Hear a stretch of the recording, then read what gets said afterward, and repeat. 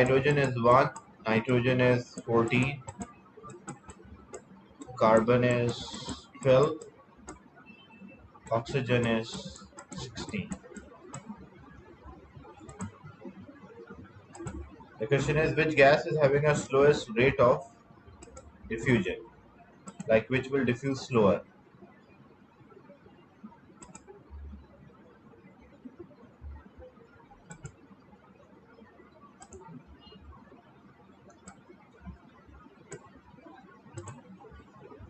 So rate of diffusion depends on the mass, and it is inversely proportional.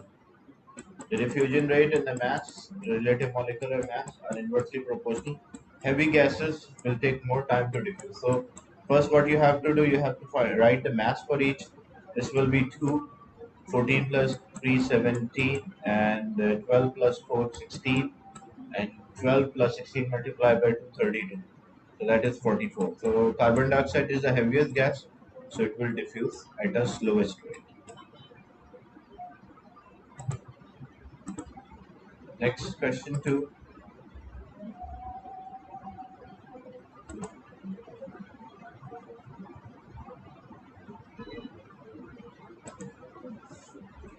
Question 2.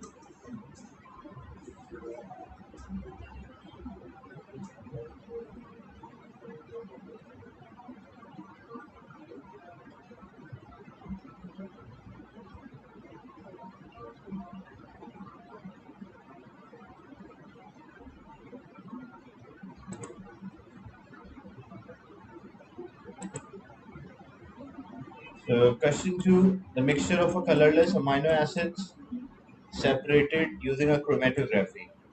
The solvent which is used here, that is propanol. So what is the purpose of the propanol? Because we use a solvent which can dissolve and move these components, the mixture. So the purpose of the propanol is to move the amino acid up in a chromatogram. And what is the purpose of the locating agent? Because amino acids are colorless liquids, so to make them visible, we spray them by a locating agent, the chromatogram by a locating agent. That's why B is a write-off. Question 3. Which piece of apparatus can only measure a single fixed volume?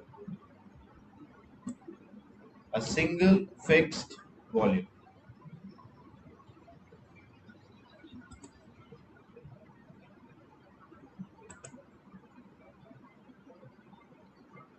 So pipette is the only measuring apparatus which can only measure a fixed volume.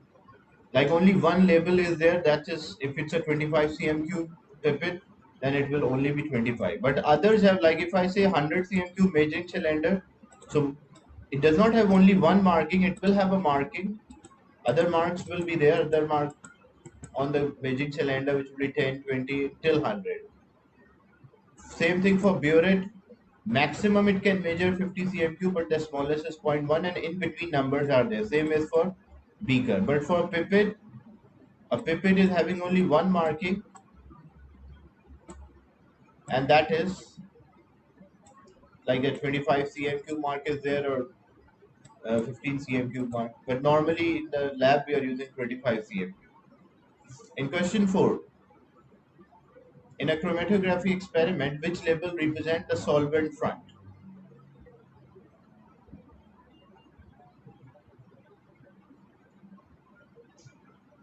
I want participation from everyone present.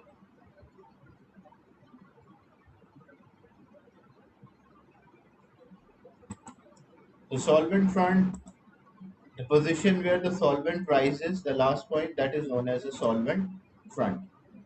C is the solvent which we are using. D is the origin, the baseline. And B is the spot which rises with the solvent. And A is the solvent front. Don't bother even when you're answering, because it's not a test, even your answer is wrong. That's not an issue, but try to participate. So you will learn from your mistakes. So A is the solvent front.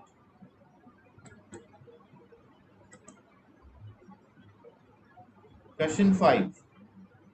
Which particle have the same chemical properties?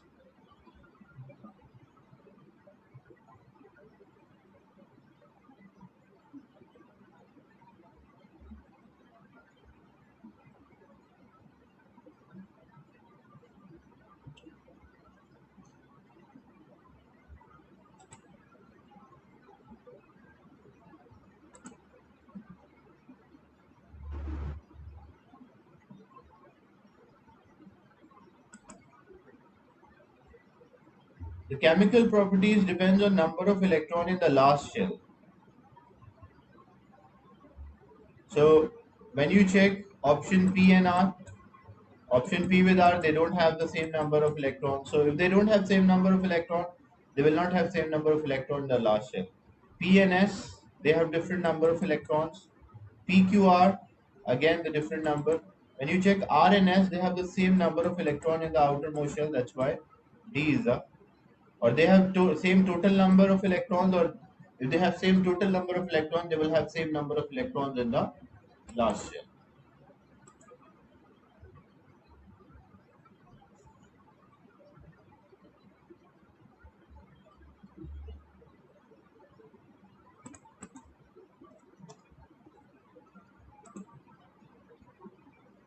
Question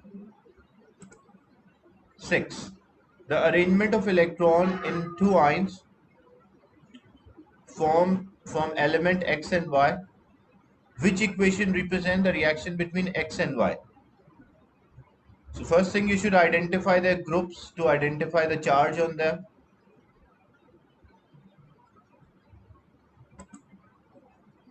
These are the ions, because the arrangement of electron in two ions. This is the X ion and this one is the Y ion. Which equation represent the reaction between X and Y? And when you are saying equation, it should be a balance equation.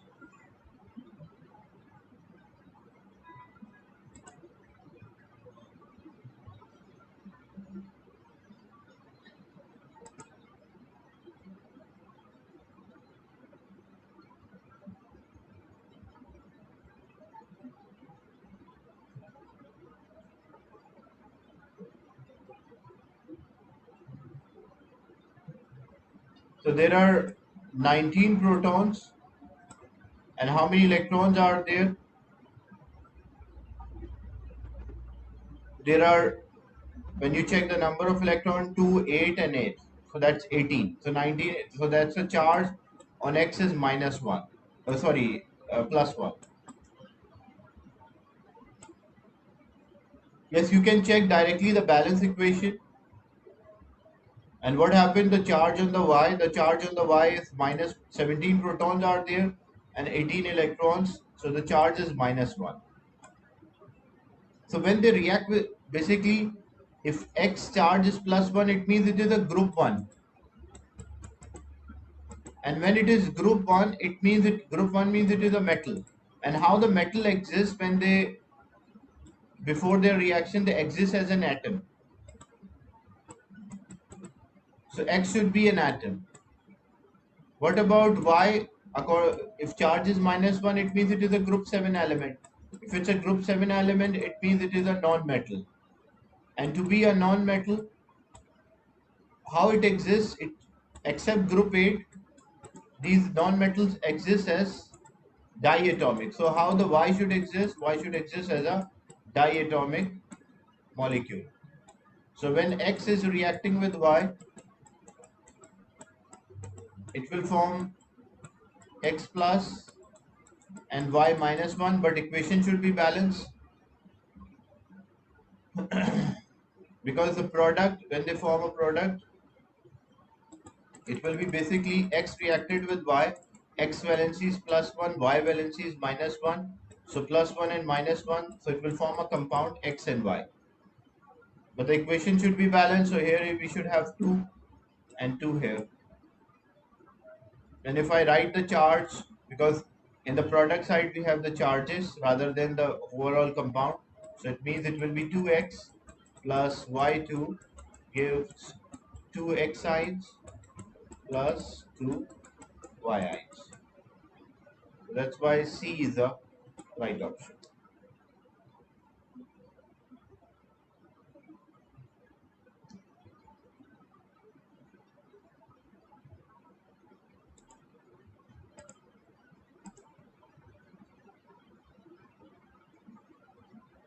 Question 7.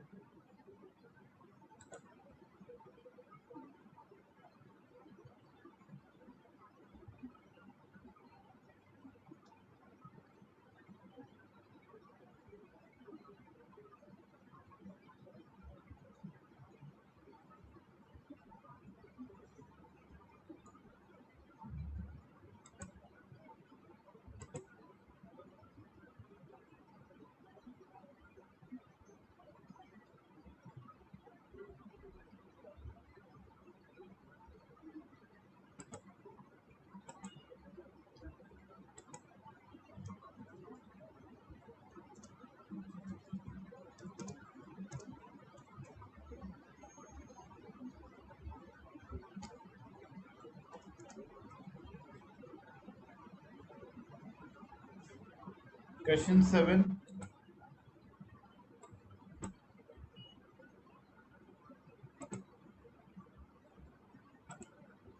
Because it's a sharing of electron,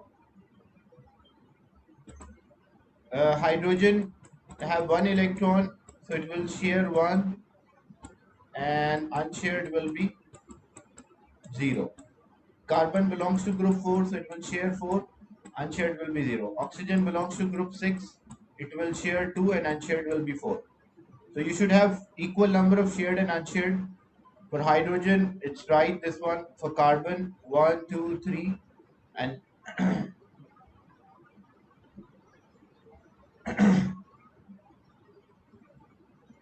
when you check question number 7,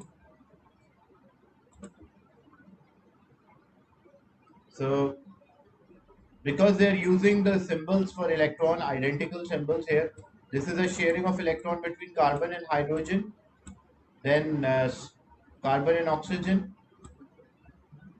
Because the structure of methanol is CH3ONH.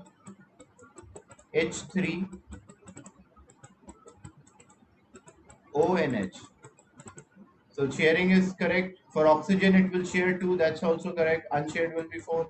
That's correct. So A is the right answer. Why B is not a right answer? Because oxygen electrons are missing in B. And here, there is no double bond between CO. That's why this is wrong. And this one, only one electron is involved in the sharing. So that's totally wrong.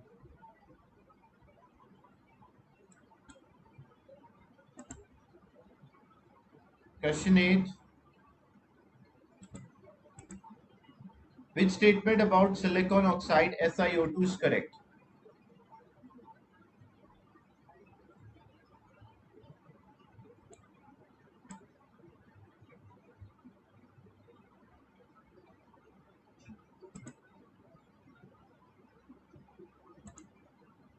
Question 8.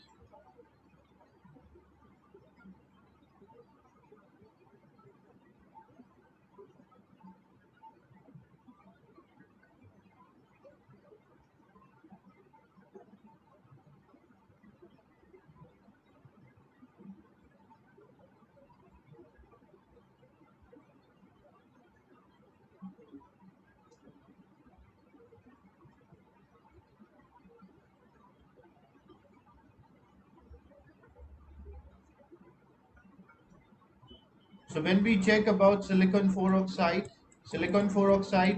it's a giant structure in which each silicon forms 4 covalent bond with oxygen, and there is a repetition.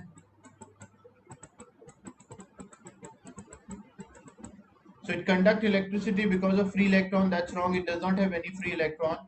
It is a macromolecule with 4 oxygen atom bonded with each silicon. Macromolecule means the giant structure, so that's true. Correct statement. It is a simple covalent. It's not a simple covalent means like finite number of atoms are there in the molecule, so that's also wrong. And the structure is similar to that of graphite. Its structure is not similar to graphite, it is similar to diamond. That's why B is the right statement.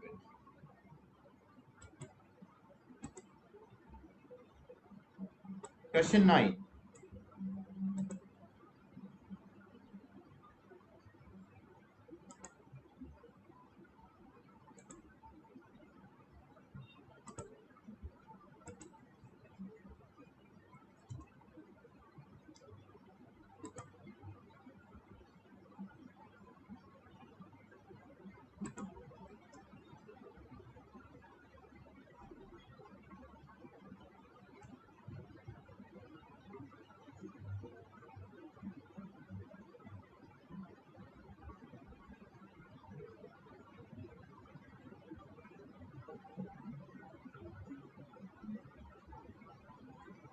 So question 9, because rubidium is a group 1 element reacted with bromine group 7. Rubidium react with bromine to form an ionic compound. Which row shows how electron change take place in a rubidium, because it's a metal of group 1.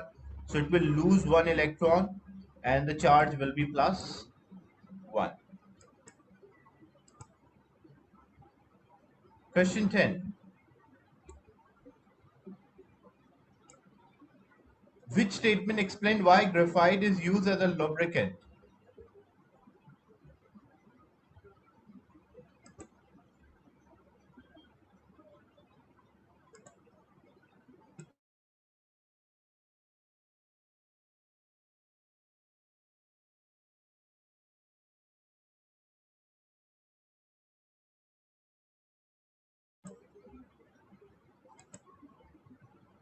So graphite, all bonds between the atoms are weak. Between the atoms, the bonds are not weak. Not all the bonds. It conducts electricity, that's true, but that's not the reason why it is a lubricant. This is a statement is true, but not the reason for lubricant. Low melting point, that statement is totally wrong. Layers in the structure can slide over each other. That's why D is the right answer. So it is soft and slippery.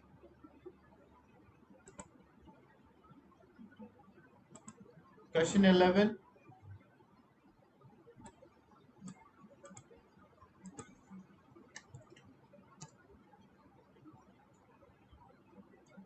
What will be the product when sodium carbonate react with sulfuric acid?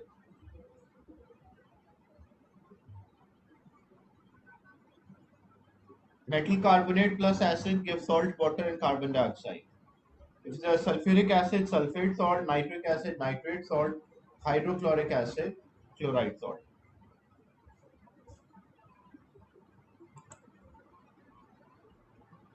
So it will form sulfate salt, sodium sulfate. But then which formula is correct? How to identify? You have to use the valencies. Sodium belongs to group 1, so valency is plus 1. You have to learn for sulfate, nitrate, carbonate, their valency. So sulfate valency is minus 2. So when for two valencies, first you simplify, it is already simplified. Then cross multiply. So when you cross multiply, it will be Na2SO4. So the formula for sodium sulfate is Na2SO4. Because the important thing is writing a chemical formula, and writing a chemical formula for ionic compound, you cross multiply the valencies after simplifying them.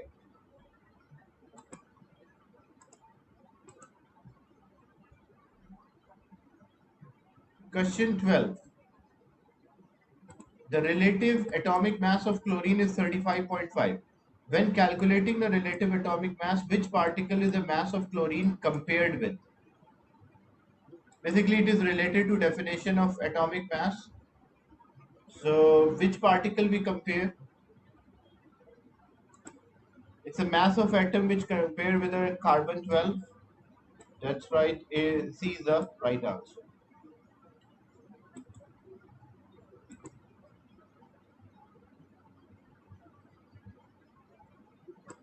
For question 13, what is empirical formula of an oxide of iron formed by reacting 2.24 grams of iron with 0.96 grams of oxygen. So when you are finding the empirical formula, you have to follow the steps 2.24 and 0.96. The first step is divide by atomic mass. So iron is 56, oxygen is 16. What is the answer for 2.24 divided by 56?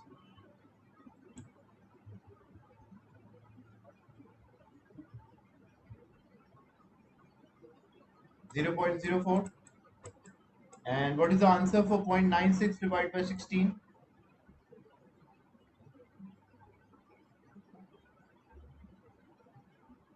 0.06. Then divide by smallest value is 0.04. So this will be 1 and this will be 1.5. Whenever one of the values 1.5, 2.5, 3.5, what you will do? You'll multiply all of them by 2. So this will be 2 and this will be 3. So the correct, it contains 2 iron and 3 oxygen in the simplest ratio. So it will be Fe2O3.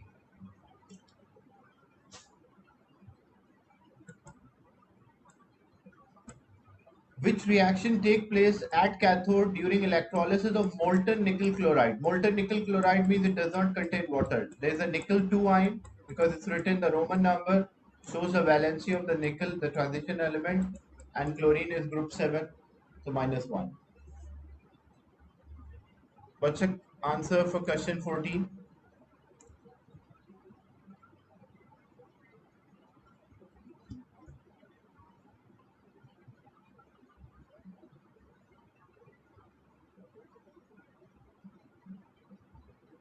So nickel is a positive ion, it will move towards cathode. A positive ion will move towards cathode. So nickel ion, which is +2, it will take 2 electrons and change to nickel atom, which is also called reduction.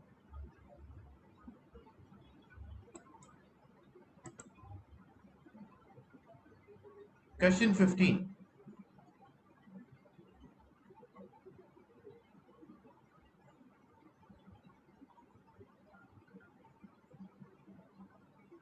Sodium nitrate is added to water in a beaker. Stir until it dissolves. At the end of experiment, the beaker feels cold. Which row describe the reaction, the temperature of solution, and the change in the reaction?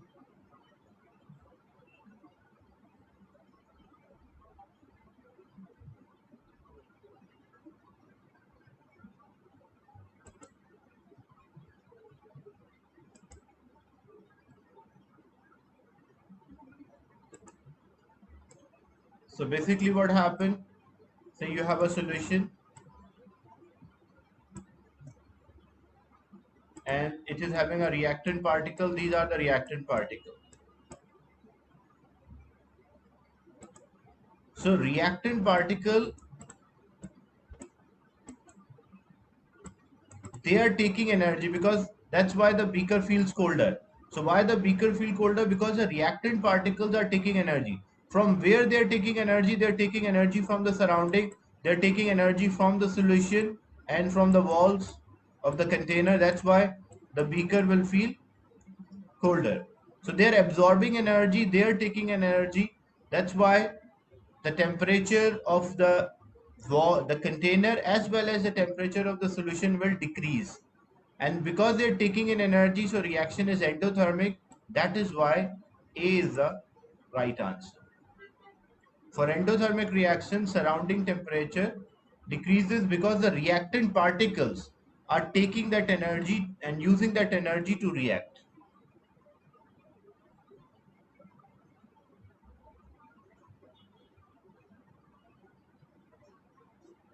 If the reaction was exothermic, then what happened? Opposite, the temperature of the solution should increase as well as the temperature of the beaker. But because they mentioned temperature of a beaker is decreasing, it means beaker is losing energy as well as the solution is losing energy to the particles which absorb energy and undergo a chemical reaction. Question 16. Which substance does not require oxygen in order to produce energy?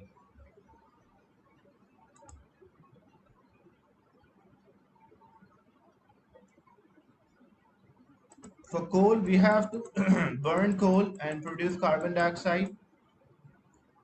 Hydrogen in a fuel cell, we burn and produce water. Natural gas, methane, we burn, it's a hydrocarbon, produce carbon dioxide and water. But uranium, we are not using oxygen. We use a nuclear fission reaction, target this by a neutron, which break down into smaller nuclei and result in emission of energy. So D is the right answer. Question 17, you have to use the bond breaking and bond forming concept. To get the energy change, the formula is bond breaking minus bond forming is equals to energy change.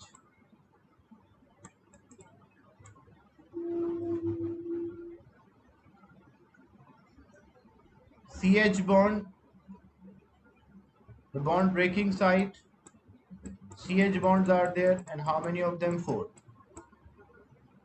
C double bonded with C, 614. And only one of them is there. And H and H, 436.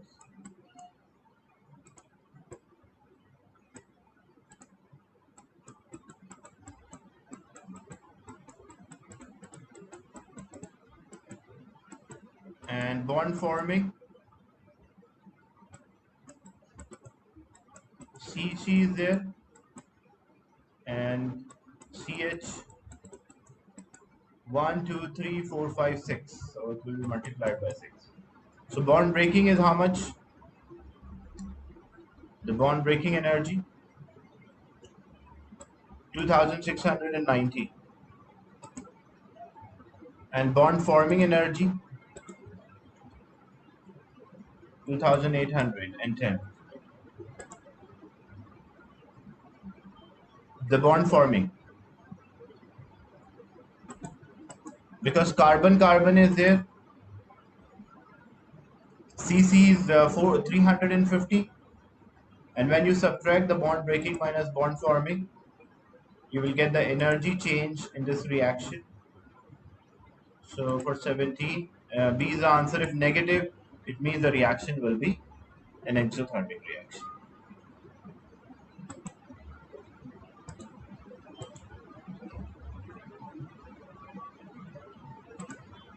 A sign displayed in a flour mill is shown. Which statement explains why there is a danger of explosion in a flour mill?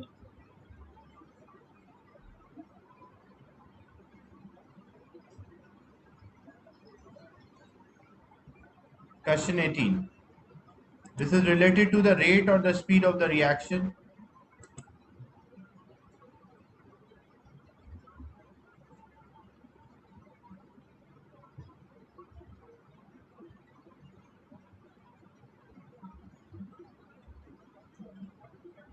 So which statement explains why there is a danger of explosion? Because flour burns very quickly, it is a fine powder, that's true. Flour is a catalyst for the combustion, that's wrong. Flour will get hot and speed up the rate of reaction. Look, this is, even statement C is right, that it will become hot, but the thing is not directly it will become hot, it become hot by combustion. When there is a combustion reaction, it become hot and then the rate of the reaction increase. But first thing what happened, first thing the flour burns very quickly because it is a fine powder or small surface area, large surface area, small particle size, which result in a faster rate of the reaction.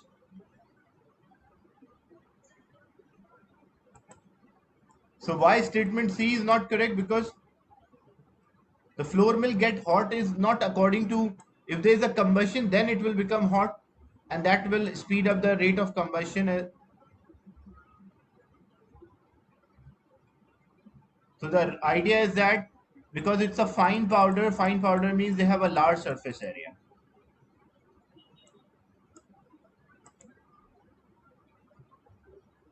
Question 19.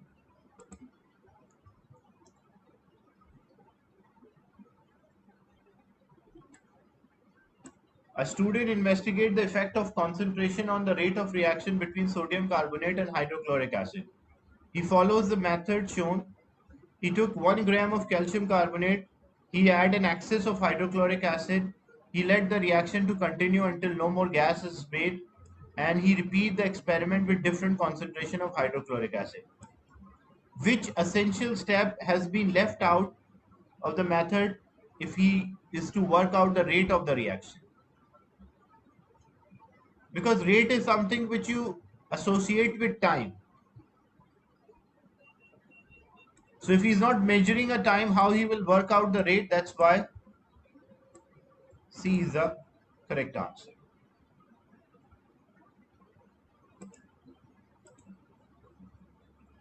Question 20.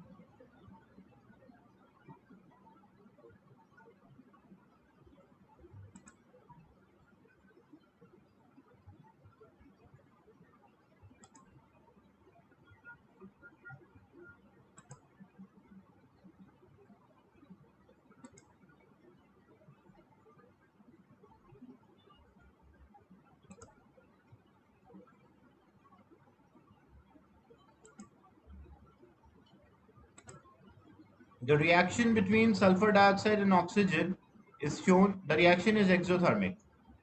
So if the reaction is exothermic,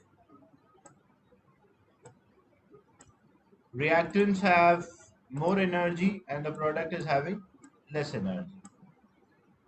Which of the changes shift the position to the right?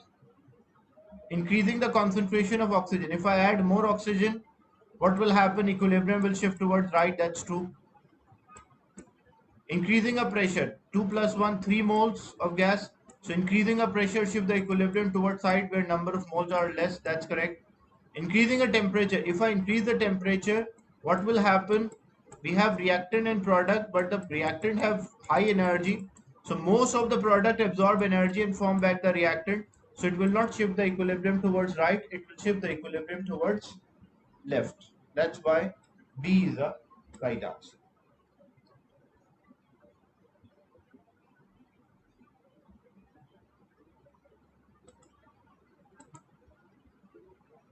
The reaction between chlorine and bromine ion is a redox reaction.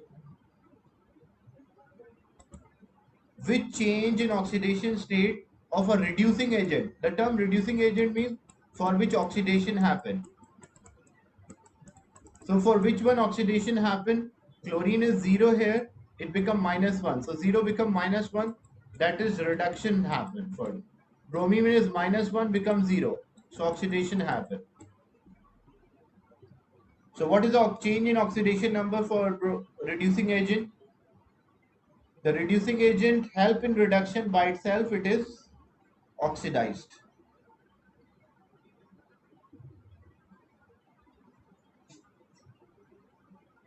Element state their oxidation number is 0. So 0 become -1, that is a reduction. So chlorine is reduced or it is acting like an oxidizing agent.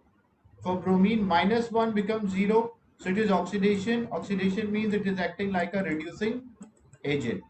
So what is the change in oxidation state for reducing agent? Reducing agent is bromine. So it started with -1 and it becomes 0. So -1 becomes 0. That's why B is the right answer for this.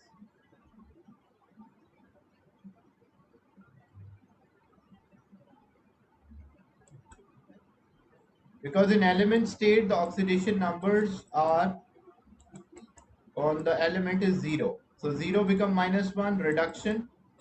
And for substance which the term redox reaction means in which there is a loss and gain of electron.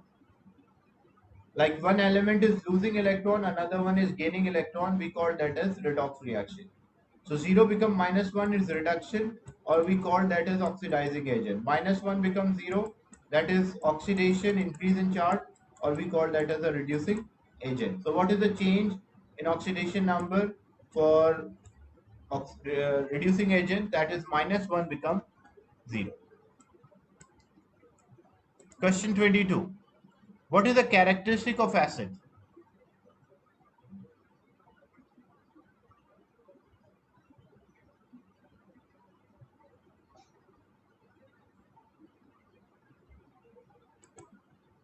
22. What is the characteristic of acid?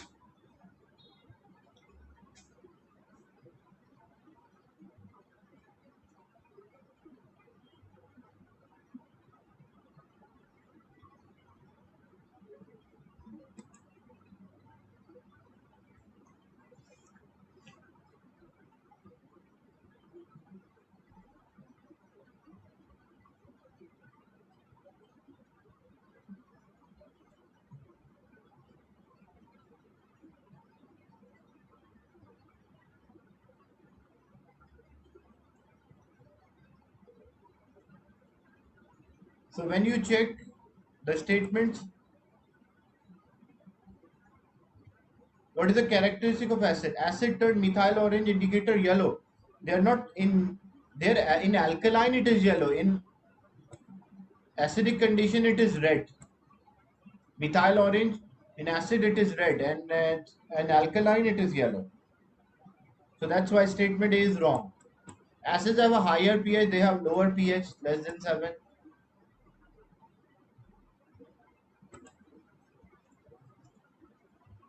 Acid react with ammonium salt to give ammonia, that's a reaction of alkali. And then acid react with carbonate to produce salt, that is right. Acid plus carbonate gives salt, water and carbon dioxide. So D is the right statement. Question 23. Zinc oxide is amphoteric.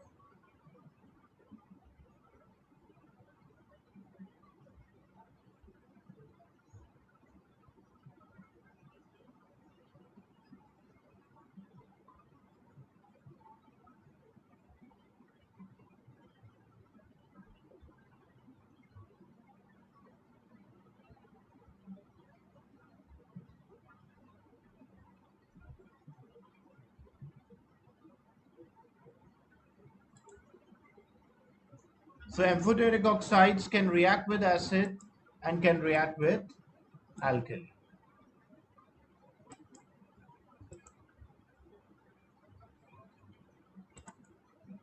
Question 24. A student carries out an experiment to prepare magnesium sulfate. The diagram is the first stage of a preparation. He add magnesium carbonate until no more react or excess. Which process he should do the next process? He add more than enough magnesium carbonate, like too much magnesium carbonate, until all of the acid is used up. What he should do next?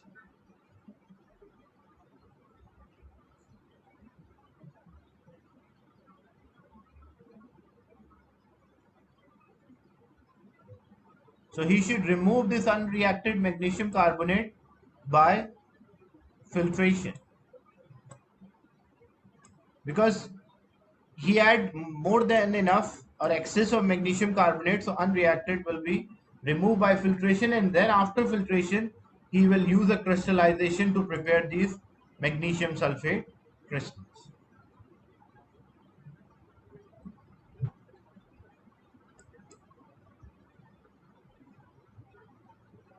I'll share another link as less than a minute left.